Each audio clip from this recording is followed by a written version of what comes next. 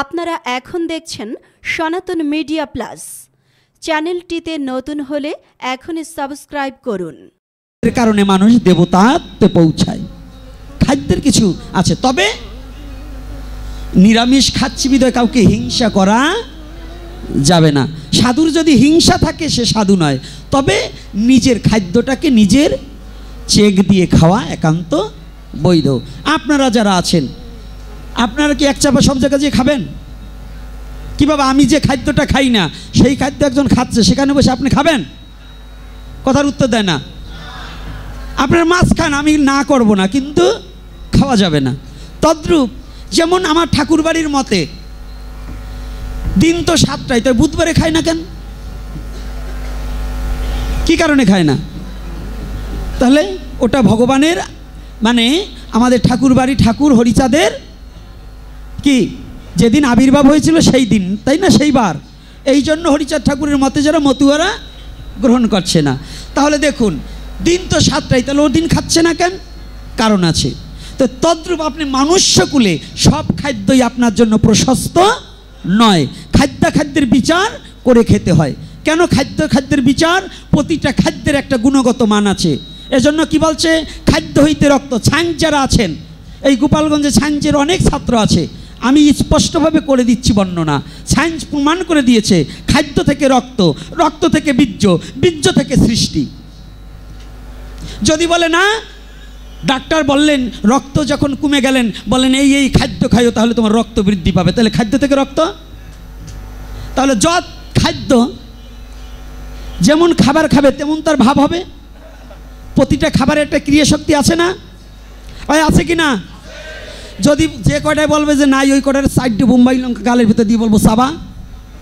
যদি বলে কেন, বলে লঙ্কার ক্রিয়া শক্তি জাল লাগানো, তোর কাছে তো খাদ্যের ক্রিয়া শক্তি নেই, তাহলে তোর কাছে লঙ্কা মিষ্টি লাগবে কি? যদি কেউ বলে খাদ্যের ক্রিয়া শক্তি নাই, ওইটি আমার কাছে আসবে, সাইডে লঙ্কা বোম্বাই লঙ্কা চোখে ডলিয়ে দেবো। যদি বলে কেন, বলে বাবা তোর কাছে তো খাদ্যের ক্রিয়া শক্তি নাই, প্রতিটা দ্রব্যের ক্রিয়া শক্তি আছে। তাহলে কি? আগুনের ক্রিয়া শক্তি ভস্মীভূত করা, জলের ক্রিয়াশক্তি রসায়ন করা, বাতাসের ক্রিয়াশক্তি শোষণ করা। প্রতিটা খাদ্যের ক্রিয়াশক্তি আছে কি না বাবা? আছে। এজন্য নকুল বিশ্বাস গাইলেন, কি গাইলেন? ঘুমের বড়ি খাইলে পরে নিশা নিশা ভাব থাকে, পাঠার মাংস খাইলে দেহে পাঠা পাঠা ভাব জাগে। আছে কি না?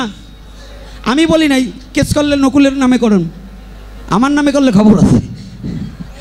নকুল বিশ্বাসের নামে কেস করে দেবেন, কারণ ও লেখলো কেন? লেখছে অযথা নয়, এর কারণ আছে।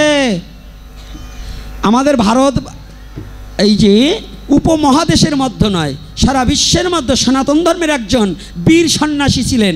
কয়েকজনের মধ্যে একজন কে জানেন? ভারত সেবা সংঘের প্রতিষ্ঠাতা আচার্য প্রণবানন্দ মহারাজ। আমি তাকে দণ্ডবোধ করি। সে যে মত পথের হোক, সনাতনকে টিকিয়ে রাখার জন্য তার যে অবদান আছে, আমাদের এই পেইতিয়া সাধুকে একজনের নাই। এই যে পেইতিয়া সাধু যতই গল্প দেই, এই পেইতিয়া সাধু কখনো জাতির জন্য কিছু করেনি, এরা নিঃস্বার্থের জন্য কাজ করে যাচ্ছে। আর উনি নিজের জীবন যৌবন, পিতার সম্পদ পর্যন্ত জাতির জন্য বিলিয়ে দিয়েছে। তাহলে উনি কি আমার কাছে একটা প্রণাম পায় না? পায় কি না? এনার একজন সন্ন্যাসী ছিলেন রামানন্দ স্বামীজি এবং কালিকানন্দ স্বামীজি। তো এই কালিকানন্দ স্বামীজি জলিরপাড় বনগ্রাম, যদি এখানে কোনো লোক থাকেন, ওখানে একবার সম্মিলন হয়েছিল, কালিকানন্দ মহারাজ ওখানে উপস্থিত ছিল। তো এক ভক্ত এসে কালিকানন্দ মহারাজ স্টেজের মধ্যে এমন এক কথা বলেছে, মানে প্রশ্ন করেছে। কালিকানন্দ মহারাজ বললেন, বাবা তুমি কি খেয়েছো আজকে? তুমি বোধহয় কোনো ভালো খাবার খাওনি। যদি ভালো খাবার খেতে, তাহলে তোমার মুখ দিয়ে এমন কোনো কথা বেরোতো না। কালিকানন্দ মহারাজ, তাকে আমি প্রণাম করি। কালিকানন্দেরই শিষ্য অমল সরকার নামে এখন ভারতবর্ষে আছে। উনি বাংলাদেশে ছিলেন, উনি ভারতে চলে গেছেন। অমল সরকার, বনগ্রামে তার বাড়ি ছিল। উনি গিয়ে পরীক্ষা করে দেখলেন, ওই যে লোকটা যে কথা বলছে ওনার বাড়িতে গেছে, বৌদি বৌদি আমার একটু ক্ষুধা লাগছে, খেতে দেবা? বৌদি ডেকে বলছে, ভাই তোমার ভাই গতকাল 3 কেজি খাসির মাংস আছে, রান্না করছি, খাবারের অভাব নাই, আসো। বলছে, বৌদি আমার হয়ে গেছে, আমি যাই। যাইয়ে গুরুদেবের পাও জড়াই ধরছে, বাবা আপনি যা বলছেন সত্য। বলে কি? খাসি আর পাঠা তো আলাদা কিছু নেই, একটু পরিবর্তন করছে দিয়ে ওইটা খাসি হয়েছে, কিন্তু বস্তু তো একই, বস্তু এক না? বলছে ওই তাই খাইয়েছে। তখন কালিকানন্দ মহারাজ বলছিলেন এই জন্যই ওর পাঠার মতো স্বভাব হয়েছে। ভালো করে জানবেন, এটা আমার কথা নয়। তো এজন্য খাদ্যের গুণগত মান আছে, এজন্য খাদ্যটাকে বিষয়ে আমরা যত সচেতন হতে পারবো ততটাই আমাদের মানব জীবন উন্নত হবে। দল পথ মত নির্বিশেষে, এটা আমি সনাতনের কথা বলছি। আমি না মতুয়া, না কৃষ্ণ ভক্ত, না শৈব, না শাক্ত, না সৌর, না গণপত্য। আমার কথা হচ্ছে সনাতনী কথা।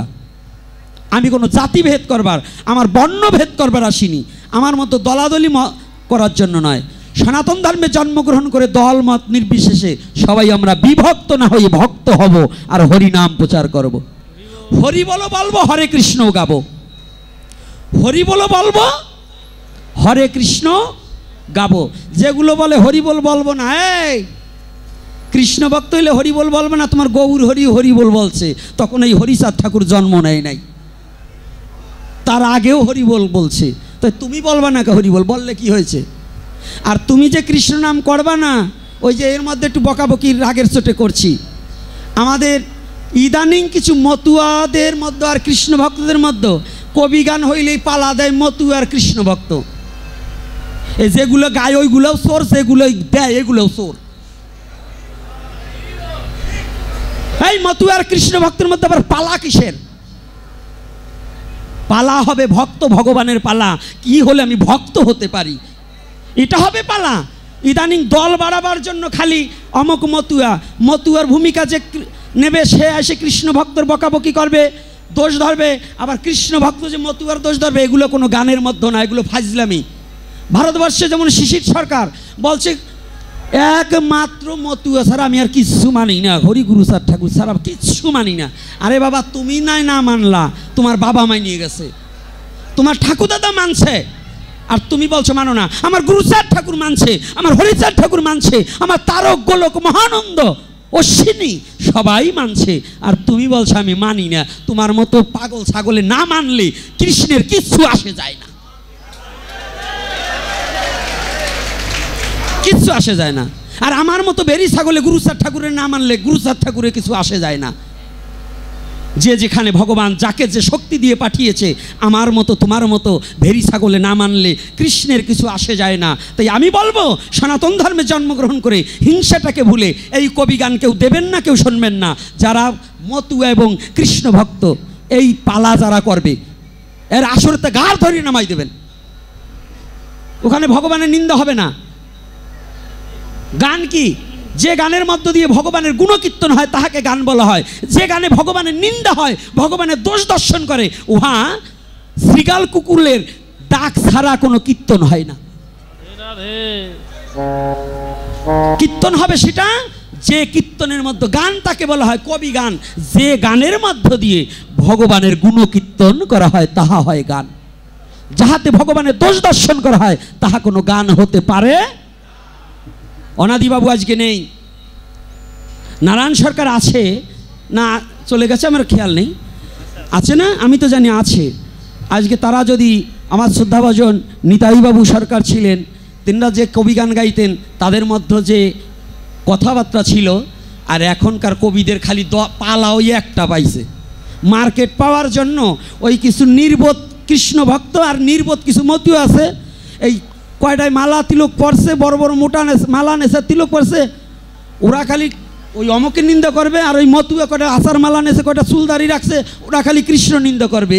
দল বাড়াবার জন্য যে কি কায়দা, এ কয়টা চলাতে বাইরিয়ে সোজা বানানো দরকার।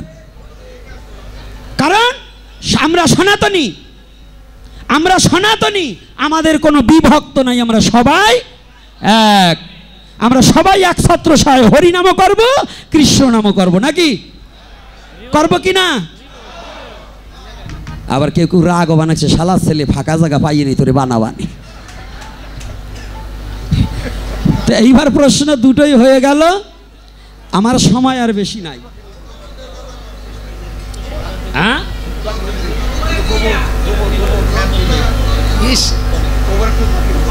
কোনটা? ও খবর ওরে বাবা রে, বলে নাই দিয়া কি তোমাদের লাগবে? পৃথিবীর মধ্যে যত পশু আছে তার মধ্যে গাভীর পায়খানা অর্থাৎ গোবরে জীবাণুনাশকারী বস্তু আছে বেশি। গোবরে জীবাণু নাশ করে। আমাদের আর্য মহর্ষিরা ধ্যান করে দেখলেন গোবরে যত জীবাণু নাশ হয় পৃথিবীর ঔষধেও তাতে বিষ প্রয়োগ করলেও অত নাশ হয় না। যার কারণে সনাতন ধর্মে মানুষকে রক্ষা করবার নিমিত্তে বললেন যে বাড়িতে হওয়া মরা একটা বাচ্চা যদি প্রসব হয় ওইখানে রক্ত মলমূত্র কেলেশ পড়ে না, পড়ে কি না? ওখানে জীবাণু থাকতে পারে না, একটা বাইরের মাছি এসে পড়তে পারে না। আমাদের আর্য মহর্ষিরা বললেন ওইটাকে যদি গোবর দিয়ে লেপা হয় তাহলে ওই জীবাণুটা নাশ হয়ে যাবে, ওইটাই আর কোনো সমাজের ক্ষতি হবে না। যে বাড়িতে মানুষ মারা যায় মানুষটা যেখানে রাখা হয় ওখানে ওই মানুষ আমার আপন, কিন্তু রোগটা তো আপন নয় না। বেদি আপন কি বাবা? বেদি আপন? এই কয়দিন আগে যদি বেদি আপন যেটা বলে ওটিরে ধরিয়ে আনবো। করোনার ভিতর মাস্ক পরসালা কেন?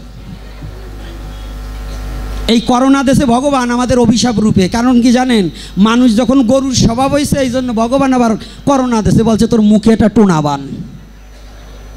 এর কারণ গরুরে টুনা বাঁধে কখন?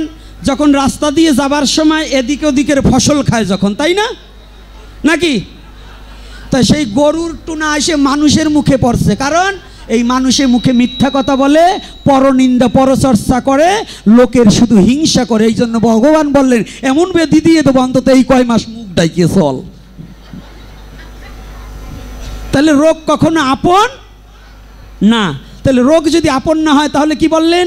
ওই মৃত্যু দেহটা যেখানে রাখা হয় গোবর দ্বারা ওখানে লেপে দিতে হয়। ওটায় কি হয়? জীবাণু নাশ হবে। হবে কি না? বিশ্বাস আছে তো? তাহলে সনাতন ধর্ম দর্শন ছাড়া চলে না। সনাতন ধর্মের যাহা কিছু আছে মানুষের জন্য, মানুষকে উন্নত করার জন্য, মানুষকে সুস্থ রাখার জন্য, মানুষকে ভালো রাখার জন্য, মনুষ্যত্ব জাগ্রত করার জন্য গ্রন্থে যাহা কিছু লাগছে, সনাতন ধর্মের পূজায় যাহা যাহা লাগে, কি দেখবেন কত দর্শন দেব। ধাতু দ্রব্যের মধ্যে স্বর্ণের চেয়া জীবাণু নাশ করে তামায়। কিসে? তামায়। এজন্য এই যে স্টিল আসছে নূতন কয়দিন ধরে, আমাদের ছোটোবেলায় স্টিল ছিল না। তামার পাত্রে কুশাকুশি দিয়ে আচমন করা হতো। কোন পাত্রে? তামার পাত্র না? আগে মানুষে কাঁসার থালে খেত, তামার থালে খেত না? এতে দেহের উপকার হয় এবং জীবাণু নাশ হয়। তামার পাত্রে জল যদি অশুদ্ধ থাকে, যেটা দুনিয়ার ভাইরা জ্বালা জল, ওইটাও যদি তামার পাত্রে 10 মিনিট থাকার পরে আপনি চেক করে দেখবেন তাতে আর ভাইরাস থাকবে না। ওই ভাইরাসটাকে মারার জন্য সনাতন ধর্মে আর্য মহর্ষিরা আপনাকে ধর্ম না মানেন, বিজ্ঞান তো মানবেন না? মানবেন না? বিজ্ঞানিক ভাষায় এই তুলসী হচ্ছে জীবাণুনাশকারী বৃক্ষ, পৃথিবীর শ্রেষ্ঠ বৃক্ষ। কোন বৃক্ষ? তুলসী। এই তুলসী জল শুদ্ধির সময় দেওয়া হয়। সনাতন ধর্মের লোক খুব চালাক, বলেন তো কেন? যাতে ওই জল আচমন করবো, ওইটা তারা জীবাণু যাতে আমার পেটে না যায়, তুলসী দিয়ে জীবাণু নাশ করে দেয়। আগেই কায়দা আছে। এই যে যেটা কায়দা রে বাবা, সনাতন ধর্মের যা যা প্রয়োজন, কি বলছে? সনাতনে আছে সবই, ও তুই যাহা চাবি তাহা পাবি রে সনাতনে। কি সব তুই যা চাবি তাই পাবি। তবে যুব সমাজকে আমি একটা কথা জানিয়ে দিতে চাই, যা যা চাবে তা তা পাবে। আরে বাবা দাঁড়াও, না দিয়ে যাবার পারবেন আজকে। তাই এখন আমাদের 11টা বেজে গেছে। আমাকে টাইম দিয়েছিল 10টার মধ্যে পাঠ শেষ করার, কিন্তু এইবার বাচ্চা কত? যদি আরো এই বকাবকি শুনতে হয় এরপরে যোগাযোগ করবেন, কার্ডের প্রয়োজন হলে আমার কাছ থেকে নিয়ে যাবেন, এরপরে বেশি বেশি আসবো। কিন্তু আমার কথা, আপনারা পাবলিক যারা আছেন, রাজাও পাবলিকের কাছে কাইট না। সামনে যারা ইলেকশন দেন আর যা দেন, এই মন্দিরের সভাপতি হইতে হলে, সেক্রেটারি হইতে হলে, মন্দির পরিচালনা করতে হইলে অন্তত সচেতন হতে হবে, ভক্ত হতে হবে, আর দ্বিতীয়তে ভগবানের সেবায় যা যা লাগবে এই জন্য জোগাড় করা হয়। এইটা যে করতে পারবে তারে ভোট